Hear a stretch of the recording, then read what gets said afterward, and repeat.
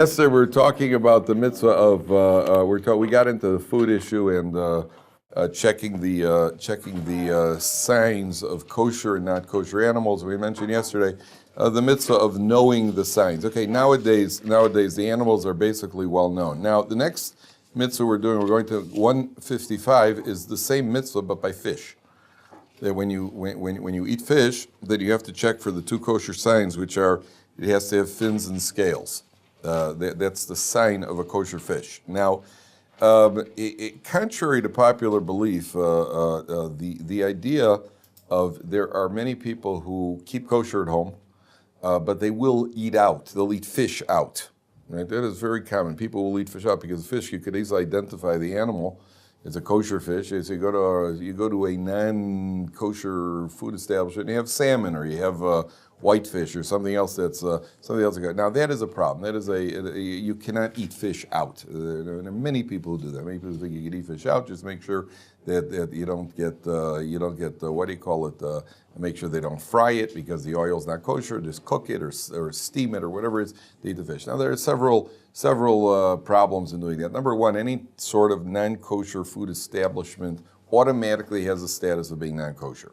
You cannot rely on anything that's going on, number one. Number two, a person who is either not Jewish or not observant has no reliability when it comes to kashrus. You cannot ask them whether or not it was cooked, fried, or baked, or what oil was used. It does not have halachic reliability. Not that they're a liar, but in halacha says they don't have reliability. They're not conscientious about the subject. As a matter of fact, there's a concept of meat, even kosher meat, which is what's called basar shenis alem min ha'ayin. Meat which has not had some supervisor inspecting the meat all along, that the meat has been out of view for whatever the halachic parameters are. As a matter of fact, there's an interesting story about a young man got on a plane, and he ordered a kosher snack, a kosher meal that he was waiting for him. So they brought him kosher salami sandwiches, and he got up. He was starving hungry. And he got up to wash. He went to the bathroom to wash the tilas yadayim. When he got back to his seat, he realized that the rabbinic law is that it's basar sheni salim min ha'ayin. There was no Jew supervising it, and there are Gentiles they're non-Jews on the plane. He didn't. So he's sitting there thinking, maybe what should I do? I should eat it. I shouldn't eat it. How likely is it that anybody touched it? So the non-Jew sitting next to him, and the guy says to him, "Why aren't you eating your sandwich?" So the guy says to him, "Well, I'll tell you the truth. I'm a Torah observant Jew, and we have a law that says that kosher food, once it's been under watchful eye, you're not allowed to eat it." So the guy says, "Isn't that a ridiculous law?" He says, "Well, it's a rabbinic law. There's a safeguard because you never know what could happen, and therefore you can't eat it. I'll have to eat something else." So the guy looks at him and says, "I want to tell you something. Your rabbis are pretty smart." He says, "Why?" He says, all my life I've been wondering what kosher salami tasted like. And as soon as you got up and you went to wherever you went over there, I took some of my salami, I took a piece of mine and switched it with yours in order to be able to taste the kosher salami.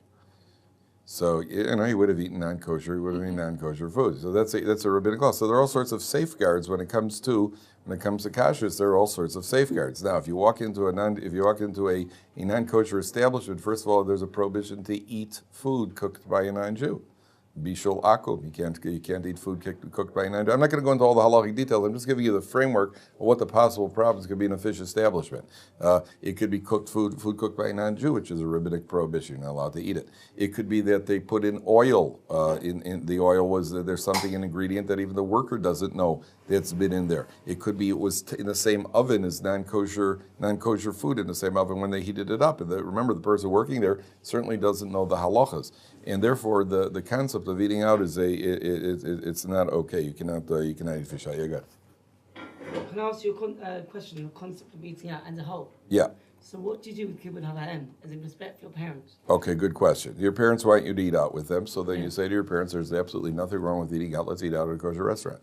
You also are a certain percentage of the family and of the decision.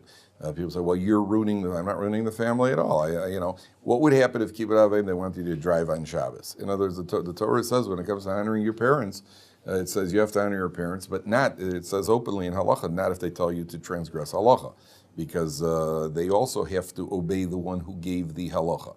And therefore you can't, it's not an option for us. You have to do it pleasantly.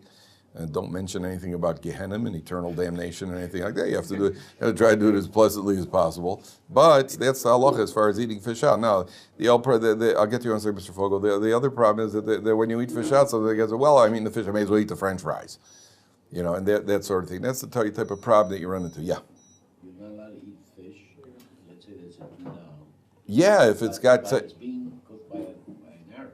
if it's got a kosher supervision, it means that you may have a non-Jewish worker there, but that means they're abiding by the laws such as lighting. Thank you very much. Such as make it cold. Such as lighting the oven and stuff. That means the kosher supervision. I mean, you're allowed to have non-Jews working for you. It just has to be done with all the various instructions. I'm not going to get into it now, all the technical rules, but it could be done, but it's got to be supervised. The story of there's a guy goes into McDonald's. Goldstein is eating in a McDonald's. And the rabbi at his shul drives by, and he looks over, he says, hey, there's Goldstein with his yarmulke and his beard, and he's sitting in a McDonald's chowing down on a cheeseburger. So the rabbi walks over to the window, and he's staring at and Goldstein's sitting there eating, and he looks up at the rabbi, he just kind of waves at the rabbi, and he keeps on eating. And the rabbi's livid, so he waits till Goldstein gets, I says, hey, Goldstein, it was one thing you were in there, but then you saw me there, and you just had yet another cheeseburger. What's going on? So he looks and says, Rabbi, what's the problem? I mean, I saw you. You saw me. I figured I'm under rabbinic supervision, so it's okay. It's not okay. And you can't. What do you go? You can't use all the excuses. Kosher is a serious business. So when it comes to eating fish out. Or anything out, you have to have kosher supervision. There are a lot of things that could go wrong in the best of establishments with supervision. Things could go wrong. Please, again, your first name is? David. David, go ahead. Let's say you're on the flight and you have a kosher meal, can you get a non-Jew to supervise it while you're away for a few minutes? No. It has to be supervised. Yeah, it has to be supervised by an observant Jew. If there's a restaurant that says it's kosher and it follows the laws of kosher, it doesn't have an official kosher or whatever. Absolutely not. There are too many things that could go wrong, either intentionally or even unintentionally. That's super. By the way, on an airplane, that's why they have the kosher meals are double wrapped. If the seal's not broken, then you're okay. But the only reason that they don't have an official recognition that they're kosher is because they don't want to be closed on Shabbat. That itself is a problem. That itself is a problem. A Jew who does desecrate Shabbos also loses any reliability on his supervision. If he doesn't keep Shabbos, how do you know he's going to keep kosher for the sake of money? And therefore, it has to be in our day and age. It has to be with not only supervision, proper supervision. A Jew who's not shomer Shabbat. There are non-shomer Shabbat organizations where they do have a mashgiach. Usually, this is in smaller Jewish communities because they don't really have a choice.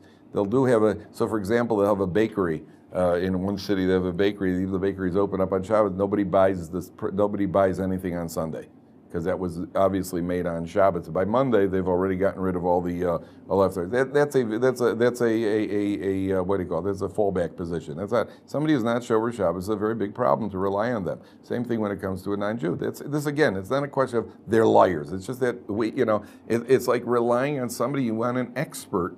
Who's got accountability and his God consciousness in order to be able to run for a serious business. Yeah. My friend told me of his friend who was on a flight and they gave him a kosher meal. There was fish and meat and they only gave him one set of cutlery. And it also said, it wasn't Pesach, but it said it was kosher for Pesach and it had a bread roll in it. So he didn't eat anything at all. Is that what you would do? It depends what the kosher supervision is. No responsible kosher supervision is going to give you meat and fish together. Together, but it was only one set of cutlery. One set of cutlery. So you wipe them off in between in the roll might have been a special Pesach roll. So if it was a responsible supervision, again, let me make something clear to you. The kosher food industry is a money industry. It's not a mitzvah industry. It's a money industry. That's why people think, well, if it's kosher, aren't these people going to do it? No, not at all. In the United States, there are over 50,000 products that have kosher supervision right now.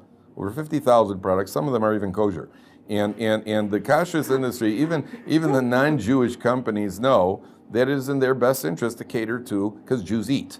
And there are big Jewish communities in New York, Los Angeles, Chicago. These are big communities where it is in their business. Pesach, as a matter of fact, where Ashkenazi Jews do not eat kitnios on Pesach. And so the Ashkenazi, the Coca-Cola company on Pesach actually makes, in America, the Coke is made with corn syrup. America is very much a corn-based industry. They make fuel out of corn, they make sugar, they make sweetener out of corn because it's cheaper. Pesach, they actually put out Coca-Cola with sugar because Ashkenazi Jews will not eat it with the corn syrup because that's kitnios. Kitnios means legumes. So we don't eat corn on Pesach, so we don't eat corn-based. Now, they put out the Coca-Cola with yellow caps. They make batches of Coca-Cola for Pesach with the yellow caps. There are non-Jews who stock up for the entire year because they like Coke with the sugar taste, and therefore they stock up on the Coca-Cola for the entire year. So the Coca-Cola company, which knows a little bit more about marketing than I do, it's in their best interest to keep it kosher and to present it. Now there are a lot of the Nabisco, all the Hershey's. They're making it with kosher supervision because they're making money on it. So that doesn't mean that everybody in the business. Hold the question, church, just for a few minutes. Doesn't mean everybody in the business is righteous just because they're involved in the kosher industry. To the contrary, we know, and there are a lot of halachas about the reliability of even a shochet, somebody who's a ritual slaughterer, because it's a parnasa. The guy learned how to do it, but there's all sorts of pressure. If you slaughter for a meat company, so the slaughterer has to be relied upon that he didn't put too much pressure on the knife, because that makes the animal treif. He has to do an inspection on the animal's lungs, and if there's a lesion or a hole in the lungs, that makes the animal not kosher. And all of these things, the guy who's shechting is now under a tremendous amount of pressure, because the guy who owns the meat packing plant doesn't want too many non-kosher animals, because kosher meat costs about 6 times as much as non-kosher meat. So you understand your effects. So kosher supervision, in the best of circumstances, is a very challenging business. In Chicago, this was one of the best kosher stories, one of the best scams that I ever heard. There was a guy in Chicago who had two chicken plants. Now listen, this is how genius of the man. It got caught eventually, but it's an absolute genius. The man had 2 chicken factories. One was for the kosher chickens, and one was for non-kosher chickens. Kosher chickens cost about 4 to 6 times the amount of non-kosher chickens. Now, what this guy did was he noticed there was a mashgiach. The mashgiach would come in, he would wrap each individual chicken and he would tag it, and then he would put 6 chickens in a bigger bag and he would tag the bigger bag. Now, what this guy realizes that a consumer, if you buy a bag of chickens, it's got one big tag at the top, so you're going to assume that it's been tagged by the mashgiach. The guy didn't even have tags. Only the mashgiach has the tags for the bag. So this guy came up with he realized that the mindset of a consumer, if each individual chicken isn't tagged, you're not going to be sitting there thinking, oh, somebody's playing shtick over here. The mashgiach stopped tagging in the individual. He puts one tag on the whole bag. Why tag each individual chicken? So what this guy did was he told his workers, after the mashgiach leaves, take the tags off the individual chickens. He now has 6 extra tags. And he took them to his non-kosher factory, tagged every 6 chickens as kosher, and he did that in his kosher factory, tagged every 6 chickens as kosher without tagging the individual chickens. So people in Chicago were eating these chickens for about a half a year because nobody stopped to think. I see there's a tag on the bag. It's like buying a box of Hershey bars, a giant supply box of Hershey bars. There's one big kashrus on the main box. I assume everything inside is kosher. I'm not thinking that somebody's pulling a scam over here. So a guy was selling non-kosher chickens at kosher chicken prices for half a year, until one of the the guy was Jewish, by the way.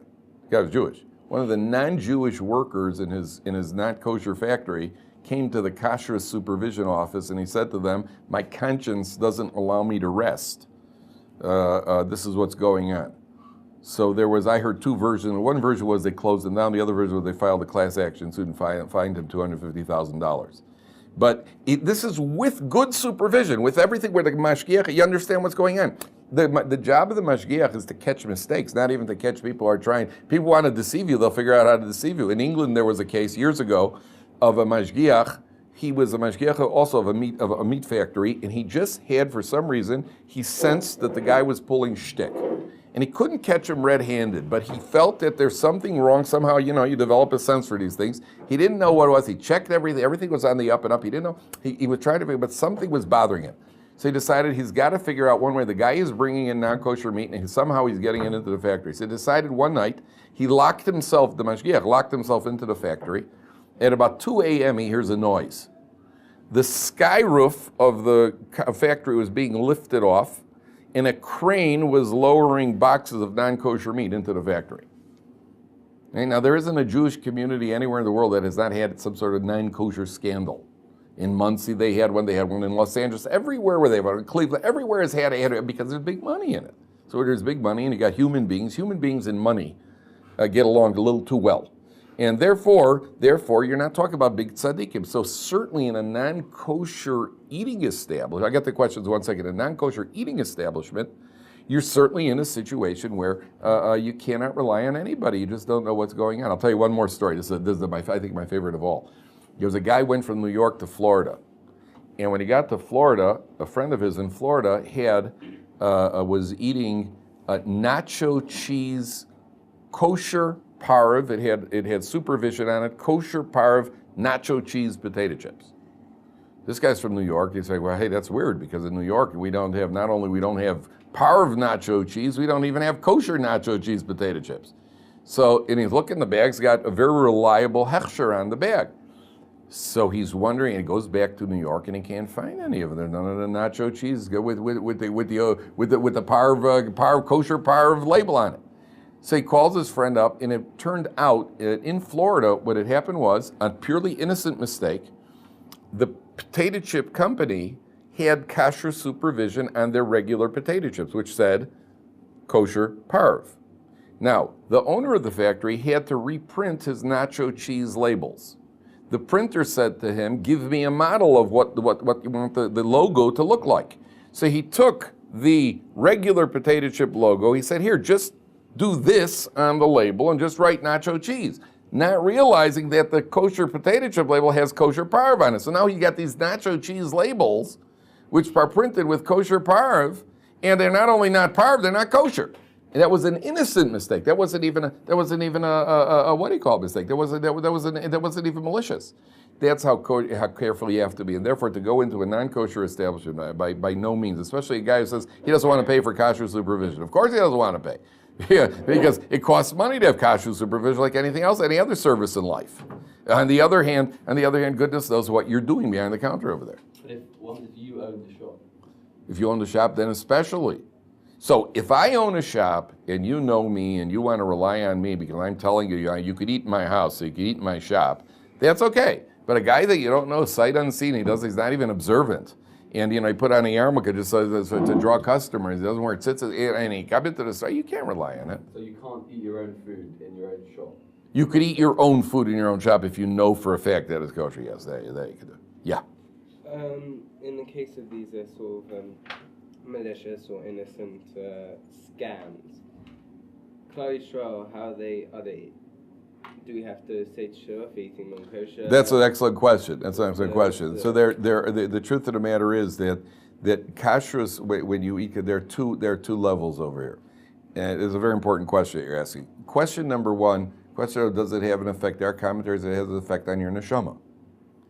It has an effect on your neshama because no different than somebody who inadvertently has a blood transfusion which is contaminated with AIDS. He didn't do it on purpose, but it certainly had an effect on him on a physical level. So the fact that he didn't do it on purpose, there are commentaries that say even if you were totally innocent, it has an effect on your neshama. There are others that say no. If it wasn't your fault, then it doesn't have an effect on your neshama. Now, do you have to do tshuva is an excellent question. The tshuva for anything that goes wrong depends on the degree of either recklessness or carelessness of the person involved. Let me give you an example. Shabbos, you walk into a bathroom and you flick a light switch.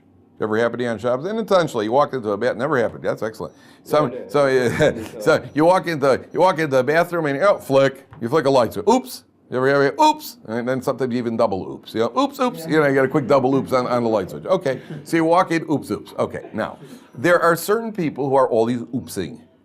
Yeah, there's certain people who are always oopsing. Now, I guarantee you, every single one of you could get through the next Shabbos without any oops. You know how?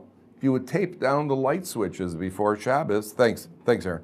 If you tape down the light switches before Shabbos, then even if you hit it, you're not going to turn it on. Not only that, they have nifty halachic light switch covers that goes right over it, and that even if you hit it, you won't turn on the light switch. Now, did you cover your light switches? Well, if you didn't cover your light switches, it wasn't my fault. I walked in. Oops, it wasn't my fault. You're right. I'm not saying you're evil.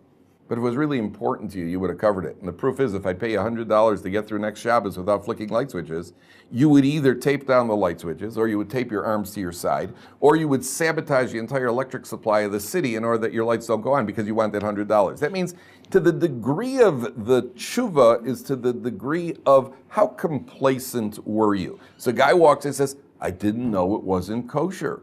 Well, didn't you see it was a McDonald's? Well, I saw a big M in front. I thought it stood for Mahadran.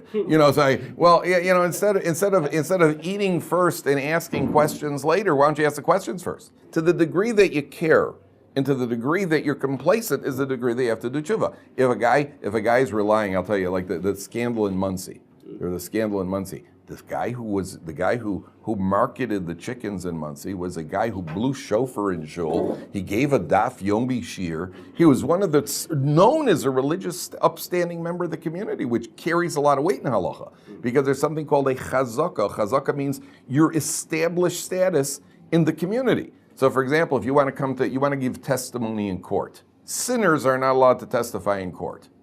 But if my next door neighbor I've known for 15 years, he davens in minyan every morning, I know his family, I know everything about the guy. If he comes to court to testify, we don't have to do a background check. The guy has what's called a chazaka. He's got an established status quo of being a fine, upstanding Jew. Doesn't mean he's perfect, doesn't mean he doesn't mess up once in a while, but he's a conscientious Jew.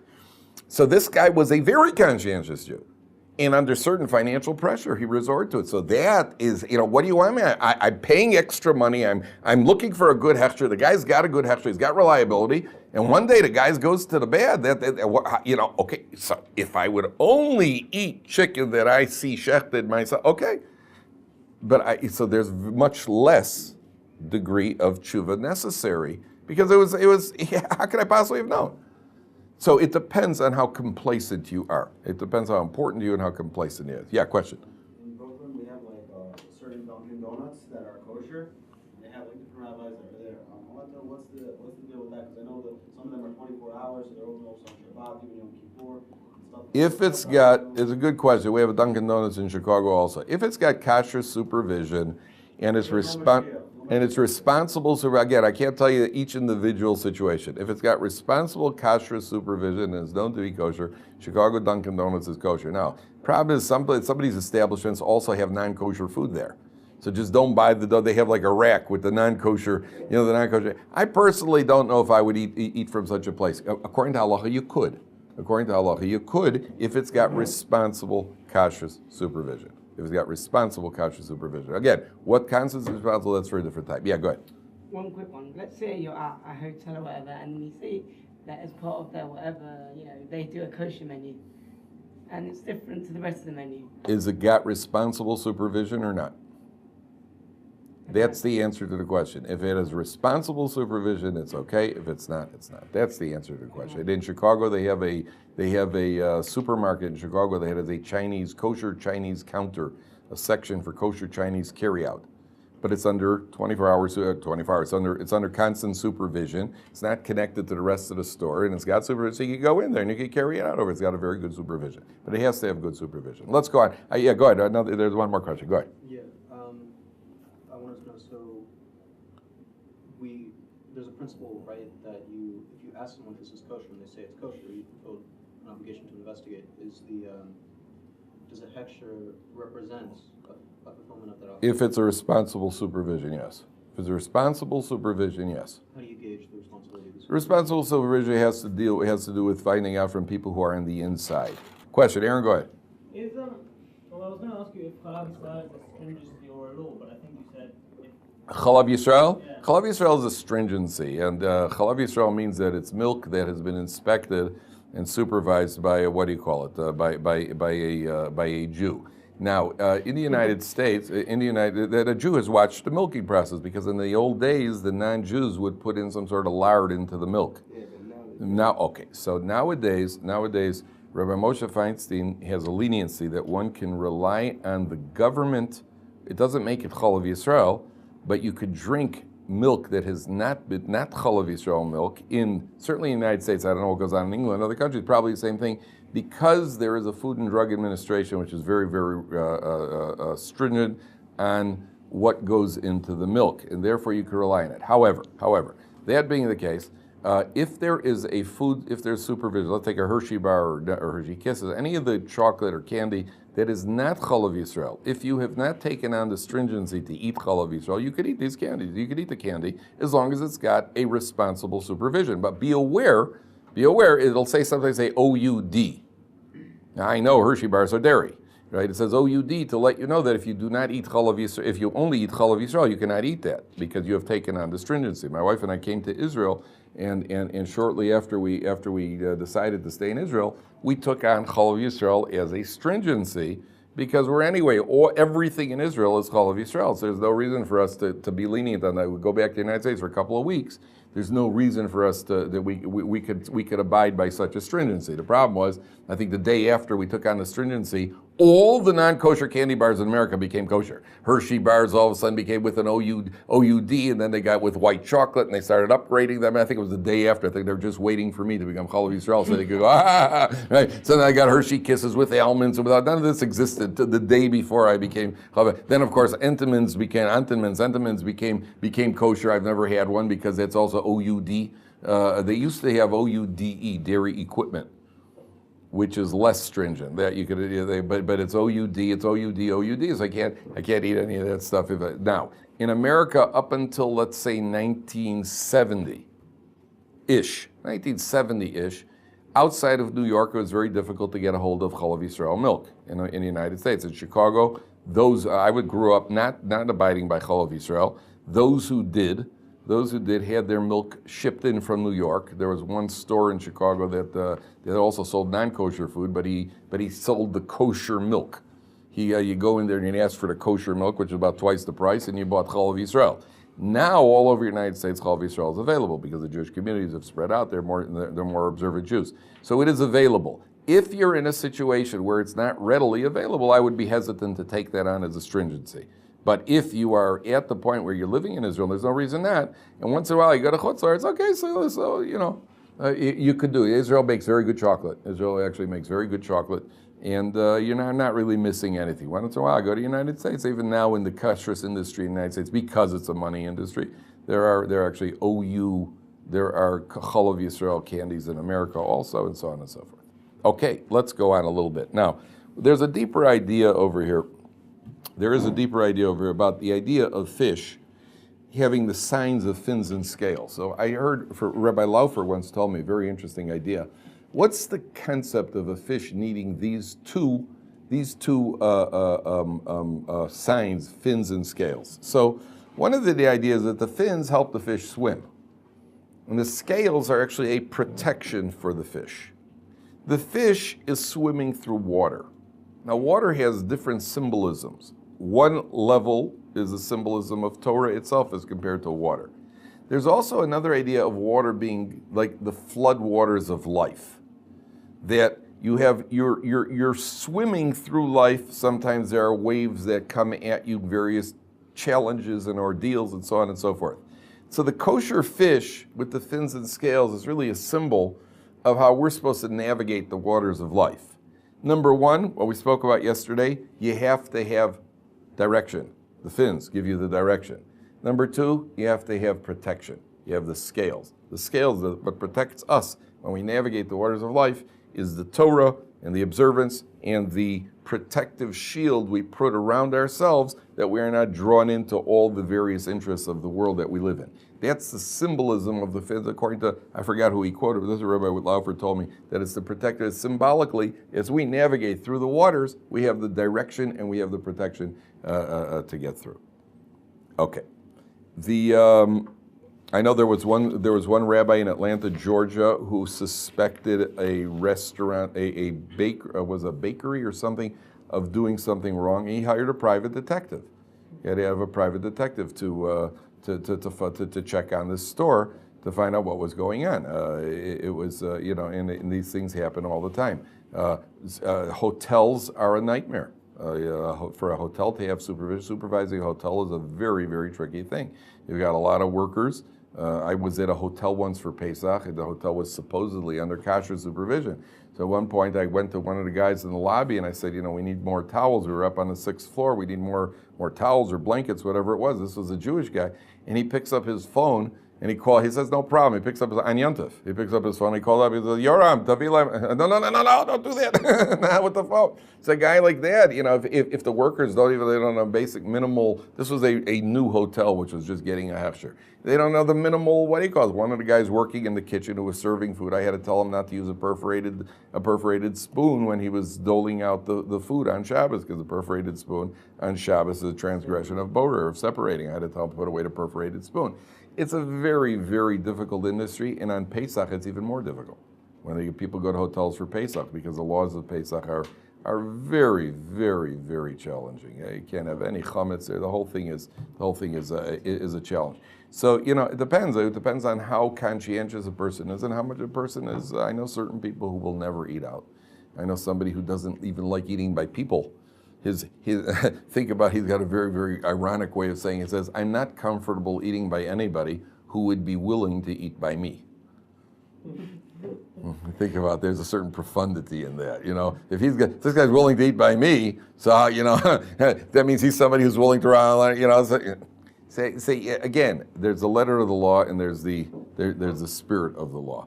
Now I do want to explain to you one fundamental concept in Hechsher, which many people mistake, and I want you to understand this well, because this is just a mistake people make. When we talk about a Hechsher, this is a top-notch Hechsher, this is a good Hechsher. That doesn't mean we're casting aspersions on the supervisors. What it means is as follows. There are two areas where this applies. It's very important to understand. Let's take chickens. There are certain things that are required by the letter of the law when you eat chicken. It has to be shechted, it has to be inspected a certain way, it has to be salted. Then the halacha itself says there are additional stringencies which you could abide by if you're interested in abiding by them. So for example, there's a stringency that a chicken, you cut open the knee area to check if the tendons are torn. If the tendons are torn in that area, then the chicken is treif. Now, it's so unlikely to be that you're not required by halacha to make that inspection. You could rely on the status of the chicken, that the chicken is kosher. However, certain kashrus companies that's a built-in service of the company. If you want to be stringent on that particular halacha, this kashrus supervision inspects at that level. Generally costs more because there's more manpower needed. So when we say it's an excellent supervision, it means they're telling you we are abiding by these halachic standards and stringencies. Now, if I say, well, I'm not interested in those halachic standards, I eat Empire chickens, which have an OU and do not abide by those stringencies. That's perfectly kosher, they're perfectly reliable at the level of inspection that they're inspecting. They're very reliable, responsible mashgichim, but they're telling you in advance, we don't check for that stringency which you're interested in. That's why some people will describe it as a better hechsher or not a better hechsher. You're talking about the level of stringency built into the basic inspection, number one. Number two, it could also have to do with the amount of manpower. I mean, you may have a factory that's 2 square blocks for the factory, and they employ 8 mashgichim in the factory, where you have another hashgacha who has excellent mashgichim, but they only use 4 mashgichim in their factory.